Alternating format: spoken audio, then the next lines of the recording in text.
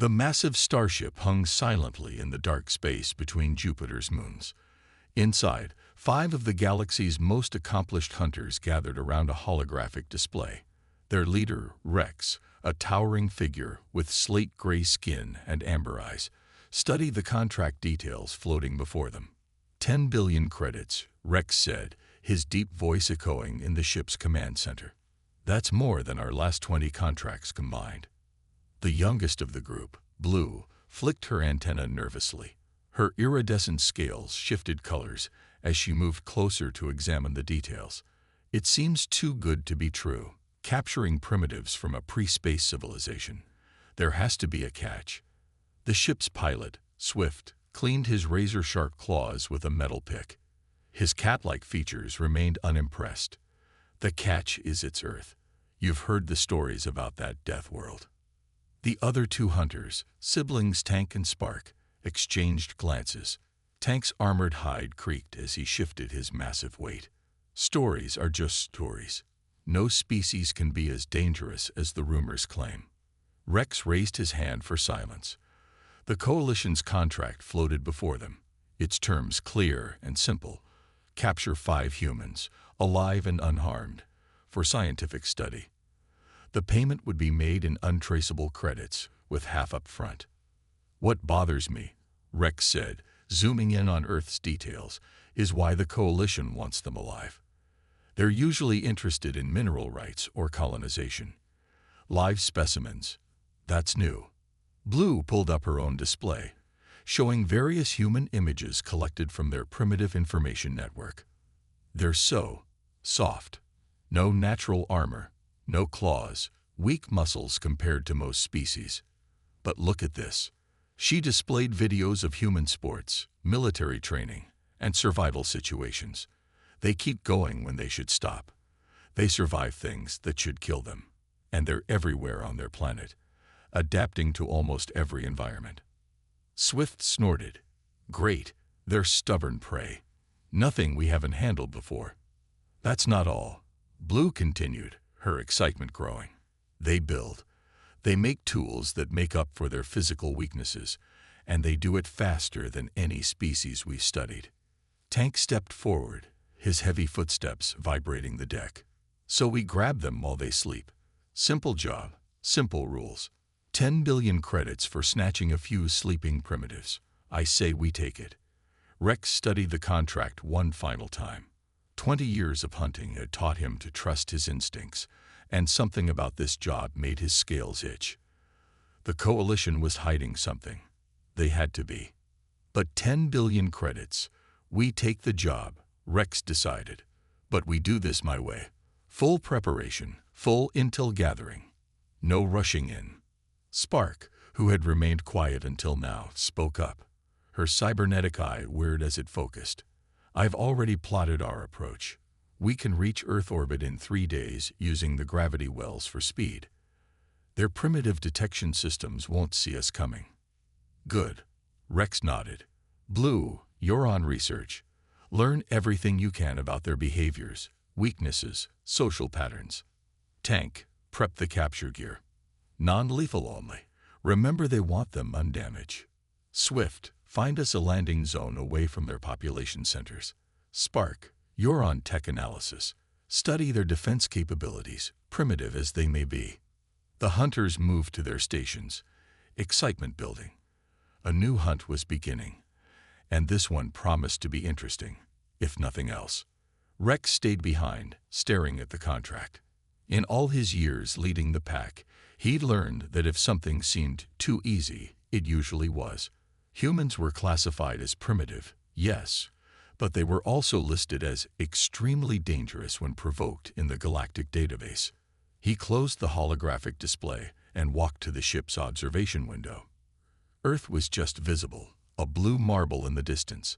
Something about this job was wrong, but they were committed now. Just a simple capture mission, he muttered to himself, watching Earth grow slightly larger as Swift started their approach. What could possibly go wrong? He had no way of knowing that this contract would change not just their lives, but the fate of 2 civilizations forever. The pack's ship hovered invisibly above Alaska, its advanced cloaking system making it completely undetectable to Earth's technology. Through the ship's viewing screens, they watched the snowflakes dance around a remote research station nestled between towering pine trees. Blue sat at her observation post, recording everything. 6 humans inside. 2 guard the perimeter, 4 work in the main building. They're studying something in the ice cores they keep bringing up from deep drilling. Perfect target, Swift purred from his pilot's seat. Isolated. Limited escape routes. Small group. Rex watched the humans going about their work. Even in the bitter cold, they'd moved with purpose, their breath forming clouds in the freezing air. Tank, you and Spark take the guards. Blue and Swift, we'll handle the ones inside.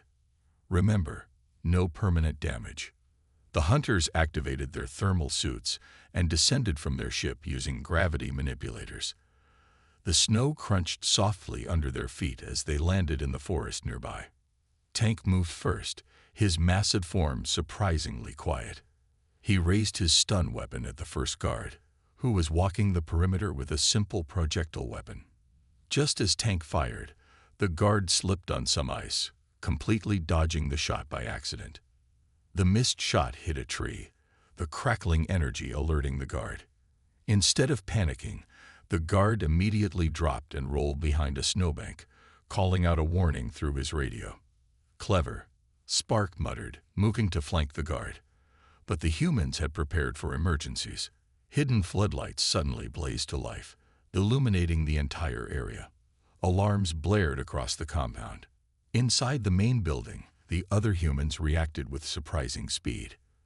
Rather than running, they moved with practiced efficiency. One sealed the labs, another activated some kind of energy barrier, primitive, but effective enough to block the hunters' initial entry. They have protocols, Blue said, genuine admiration in her voice. Look how they work together. No chaos, no panic. Rex had to agree. These humans moved like trained warriors, not scientists. The guards they'd dismissed as simple security were proving to be far more capable. The first guard was now exchanging fire with Tank and Spark, using the terrain and weather to his advantage. The second guard had taken a higher position and was coordinating with the people inside. Enough games, Rex growled. He activated his phase shifter, planning to walk straight through the walls. But as he stepped forward, something strange happened. His technology flickered and failed. They're jamming us, Swift called out, checking his equipment. How do they have tech that can interfere with our systems? Blue quickly scanned the building. It's not advanced tech. They're using the ice cores. Something in their samples is creating interference with our equipment. They didn't plan this. They're adapting, using what they have. The hunters regrouped behind the trees as bullets pinged off their armor. The humans had managed to turn a simple capture mission into a complex tactical engagement in mere minutes. Fall back, Rex ordered. We need to study them more. Learn their real capabilities. As the pack retreated to their ship, Blue kept watching the humans. The scientists were already modifying their equipment, learning from the encounter. She saw them taking readings, analyzing the energy signature from Tank's missed shot. They're not just surviving our attack, she said as they lifted off. They're learning from it. Give them time, and they'll find ways to counter everything we have. Back on their ship, the pack reviewed the failed mission. What should have been an easy capture had turned into something entirely different. These humans weren't just lucky. They were resourceful, adaptive, and worked together seamlessly under pressure. We need a new approach, Rex decided. No more treating them like primitive prey. They've earned our respect. Blue nodded, still watching the research station through their ship's cameras. The humans were already fortifying their position, preparing for another attack. But they were also studying the evidence left behind, likely trying to understand their unseen attackers. Maybe, she said quietly, we should try talking to them first. None of them realized yet that this failed capture attempt would lead to something far more important than their contract. The humans had impressed them, and the pack was about to learn that Earth's inhabitants had much more to offer than anyone in the galaxy had expected. 3 days after their failed attempt, the pack monitored all communications around the research station. Swift had managed to crack the humans' primitive encryption, and now they could hear everything being transmitted to and from the facility. "Listen to this," Blue called out, enhancing an intercepted signal. The others gathered around her station as she played a transmission that wasn't meant for human ears. A coalition commander's voice filled the room. Subjects must be suitable for biological adaptation. Their natural resistance to extreme conditions makes them perfect candidates for weaponization. Once we understand how they survive, we can create the perfect soldiers. Rex's claws dug into the console. Weaponization. They want to experiment on them. More transmissions followed, each one darker than the last. The coalition wasn't interested in simple scientific study. They planned to dissect humans, unlock their survival traits, and create biological weapons. "This isn't right," Tank rumbled, his usual bloodthirst replaced by disgust. "A hunt should be clean. Quick. This is torture." Spark pulled up the original contract, her cybernetic eye scanning through the fine print. "Look at these terms again. Specimens must be healthy. No damage to internal organs. Brain function must be preserved." We were blind not to see it before. Swift paced the command center, his tail lashing in agitation. "We're hunters, not butchers. The coalition lied to us." Blue had gone quiet, reviewing everything she'd learned about humans in the past few days. They're not just studying survival traits. Humans have something else, something unique. She displayed her findings. Humans treating wounded animals, building shelters for each other, sharing food during disasters. They care for the weak. They help strangers. But they also fight with incredible ferocity when threatened. The coalition wants to understand how they can be both so gentle and so deadly. Rex watched the images scroll past. Humans rescuing others from burning buildings. Humans fighting against impossible odds to protect others. Humans showing kindness even to their enemies. "We can't do this," he decided. "Contract or no contract, we can't hand them over for torture." "The coalition won't just let us walk away," Spark warned. "They'll send others. Less ethical hunters. Or worse, their own military." Tank slammed his massive fist into the wall. "Let them come. We've fought the coalition before." "No," Blue said softly. "We shouldn't just walk away. We should warn them. Help them." The others turned to stare at her. Swift laughed nervously. "Help them. They're primitives. What can they do against the coalition?" Blue played back footage from their failed capture attempt. "Look how quickly they adapted to our attack. Look how they work together. They may be technologically behind us, but they're far from primitive." Rex studied the footage thoughtfully. The humans had shown remarkable ability to improvise, to use their environment, to work as a team. In just one encounter, they'd managed to counter advanced alien technology with ice cores and quick thinking. "Blue's right," he finally said. "If the coalition wants to turn humans into weapons, they must see something in them that we're missing. Something that scares them." "So we're really doing this?" Swift asked. "Breaking our contract. Helping the humans." "We're hunters," Rex replied. "We live by a code. The coalition broke that code when they lied to us, when they planned to torture our prey." Spark began running calculations. "The coalition's nearest force is 3 days away. If we're going to help the humans, we need to move fast." "Then we do this right," Rex decided. "No more hiding in the shadows. We land, we talk, we warn them." He looked at each member of his crew. Anyone who wants to leave can take their share of the advance payment and go. Not a single hunter moved. Blue smiled, her scales shifting to a warm golden color. "So how do we introduce ourselves to the humans we just tried to kidnap?" Rex looked down at the research station, where the humans were still working, still watching for another attack. "We show them respect," he said. "We show them honor. and we hope they're as good at making allies as they are at fighting. The pack began preparing for their most important hunt yet, not to capture humans, but to save them. The research station's security chief, Jack, stood in the snow, his rifle trained on the 5 alien figures who had emerged from their cloaked ship. Behind him, his team kept their weapons ready, but no one fired. The aliens had approached with their hands raised, their weapons clearly holstered. "We come to warn you," the tallest alien said in perfect English, surprising them all. "Your world is in danger." Jack didn't lower his weapon. "You're the ones who attacked us 3 days ago."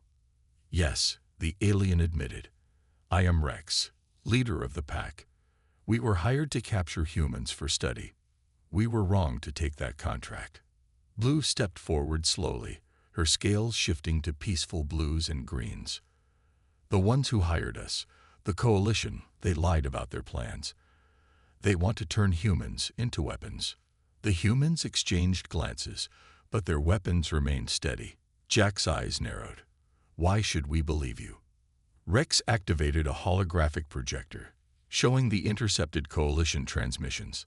The humans watched in silence as their fate was discussed by alien voices. Dissection, experimentation, weaponization. "That's why we're here," Rex explained. "To make right our mistake, to help you prepare." Jack studied them for a long moment. "Inside," he finally said. "But try anything, and you'll learn why taking humans as prey was a bad idea." In the station's conference room, the pack shared everything they knew. Swift explained the Coalition's military capabilities. Spark detailed their technology. Tank described their tactics. Blue showed their intelligence reports. 3 days, Jack said, processing the information. "That's not much time to prepare for an alien invasion." "You already have advantages," Blue pointed out. "Your ability to adapt, to use your environment. We saw that firsthand." Jack couldn't help but smile. "The ice cores. Pure luck that they interfered with your tech." "Not luck," Rex corrected. "Observation and quick thinking. You used what you had. That's why we believe you can fight them."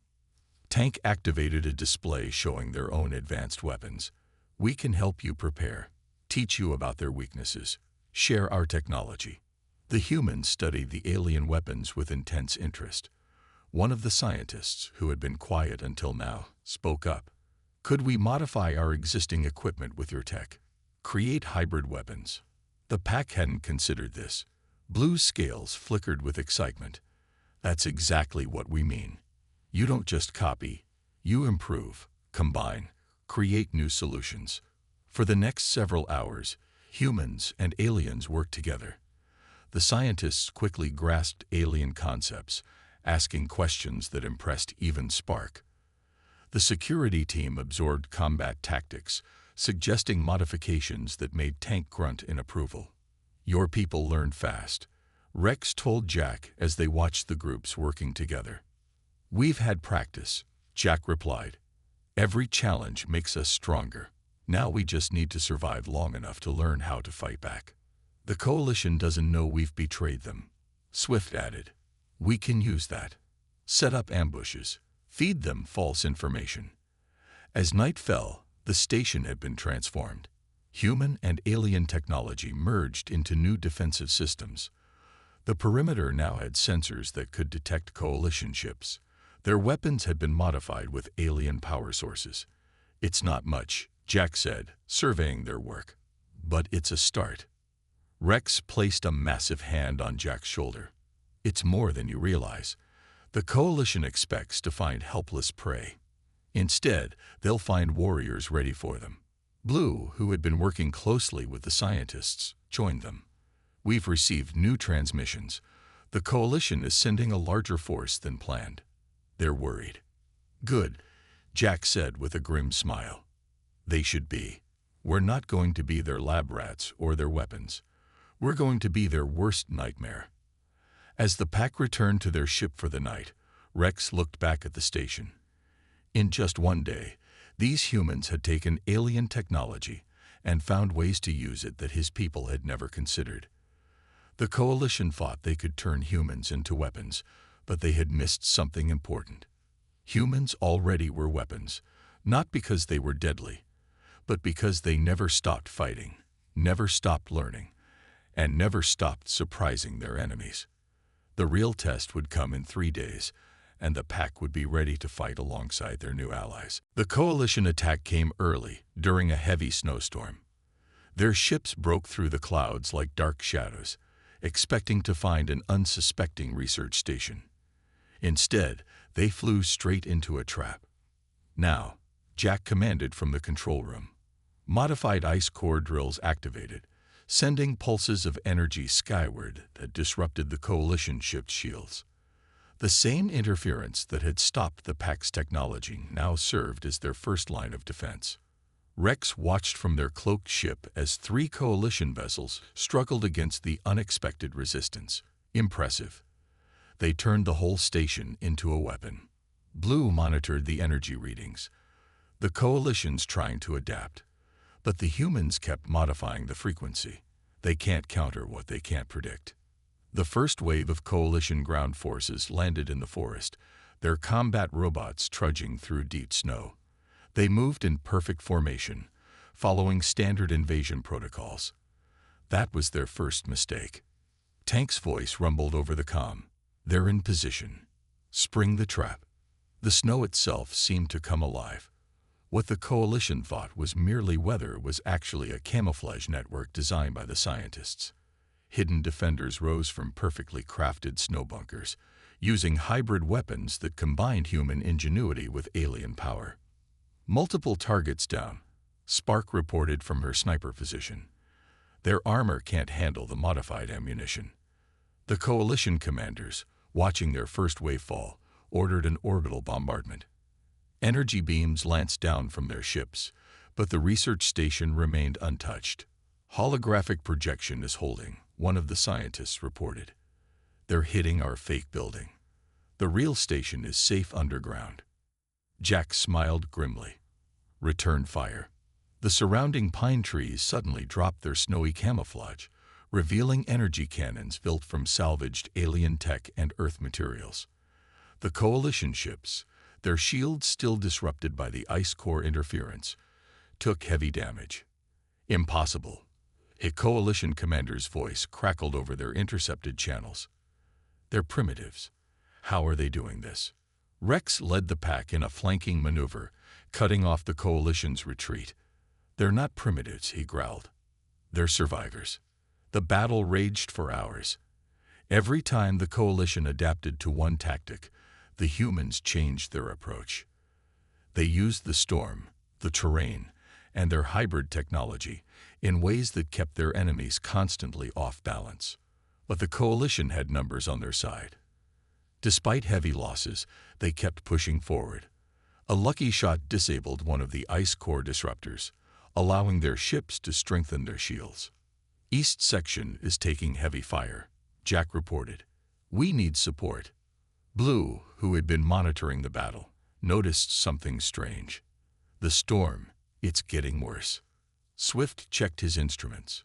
Not natural. The humans, they're using our atmospheric manipulators to control the weather. The scientists had indeed found another use for alien technology. They turned the snowstorm into a localized blizzard, blinding the Coalition forces while the defenders, using modified thermal imaging, picked them off in the whiteout. Fall back. The Coalition commander finally ordered. We need reinforcements. As the surviving Coalition forces retreated, leaving burning ships and disabled robots scattered across the battlefield, there was no celebration inside the station. Everyone knew this was just the first wave. They'll be back, Jack said, studying the damage reports. With more ships. Better prepared. Rex nodded. But now, they know this won't be easy. And we know their weaknesses. Blue had been analyzing the battle data. The humans' ability to combine technologies, to adapt our weapons to their needs. I've never seen anything like it. The Coalition wanted to study them. They should have been learning from them. How long until they return? Tank asked, cleaning Coalition oil from his armor. 2 days, maybe less. Spark answered. They'll bring everything they have next time. Jack looked at his team, humans and aliens working together, already planning new defenses, improving their weapons, learning from every mistake and success. Then we have 2 days to get stronger, he said. 2 days to show them why you don't try to cage humans. As they began preparing for the next battle, Rex realized something important. They weren't just fighting to save humans anymore. They were fighting to save a species that could change the galaxy, not through force, but through their endless ability to adapt, innovate, and turn enemies into allies. The real war was just beginning. The Coalition's second attack began with a massive show of force. 50 warships appeared in the dawn sky, their weapons already charging. On the ground, thousands of combat robots marched through the wilderness, backed by elite Coalition troops. Inside the research station's new underground command center, Jack watched the enemy approach. They really want us bad. More than bad, Rex said, studying the tactical display. They're desperate. Look at their formation. No caution, no subtlety. They're throwing everything at us. Blue's scales flashed with excitement. Good thing we planned for this. The humans had spent the last 2 days teaching the pack about guerrilla warfare, while the pack had taught the humans about alien technology. The result was something entirely new. First team, go, Jack ordered. Small groups of humans and aliens moved through hidden tunnels dug into the permafrost. They emerged behind Coalition lines, using hit-and-run tactics that the pack had perfected over years of hunting. Second team, activate the fields, Rex commanded. The scientists activated their latest creation, gravity distortion fields made from modified alien engines. Coalition robots suddenly found themselves floating helplessly or being crushed by intense gravitational pressure. They're splitting their forces, Spark reported from her observation post. Just like we wanted. The Coalition commanders, furious at being outmaneuvered again, ordered their ships to blanket the area with plasma fire. But the humans had studied Coalition tactics, learned their patterns. Every shot hit empty snow or holographic decoys. Tank led a charge against their ground forces, his massive form protected by hybrid armor designed by the scientists. Their weapons can't penetrate our shields. The frequency shifting is working. The Coalition troops found themselves in a nightmare. Their superior numbers meant nothing in the maze of trenches and tunnels the humans had created. Their advanced weapons were countered by surprisingly effective hybrid technology. And worst of all, they couldn't tell friend from foe in the chaos. Now for the big surprise, Jack grinned, pressing a button. The ground beneath the Coalition forces erupted. They had spent 2 days planting modified mining charges, turning the entire battlefield into a trap. As robots and soldiers fell into the crevices, human-alien strike teams emerged from hidden bunkers, attacking from all sides. Their command ship is trying to escape, Swift reported from the pack's vessel. Should we pursue? No, Rex ordered. Let them run. Let them tell others what happened here. The battle turned into a rout. Coalition forces, their carefully planned assault shattered, retreated in disorder. Some surrendered to the defenders, amazed to find humans and aliens working together. In the aftermath, Jack and Rex walked the battlefield, surveying the victory. Broken Coalition robots littered the snow. Captured troops were being led away. The research station, their original target, stood untouched. You know what's funny? Jack said, picking up a piece of alien technology. They came to study us, to figure out how we survive. They could have just asked. Blue joined them, her scales glowing with victory colors. That's what they never understood. Humans don't just survive. You thrive. You take what you learn and make it better. The Coalition will be back, Rex warned. Not here, maybe, but they'll try somewhere else on Earth. Jack nodded, looking at the hybrid weapons his people had created, the defensive systems they had built, the alliances they had formed. Let them come. Every time they attack, we get stronger. We learn more. And next time, we'll be ready. A captured Coalition commander, being led past them, stopped to stare. How? He demanded. How did primitives defeat our best forces? Tank laughed, a sound like rolling thunder. You wanted to turn humans into weapons. You didn't realize there's something much more dangerous. They're teachers. They taught us how to be better hunters, and we taught them how to hunt you. As the sun set over the battlefield, the pack and their human allies began preparing for the future. The coalition had wanted to study humanity's survival instincts, to turn them into weapons.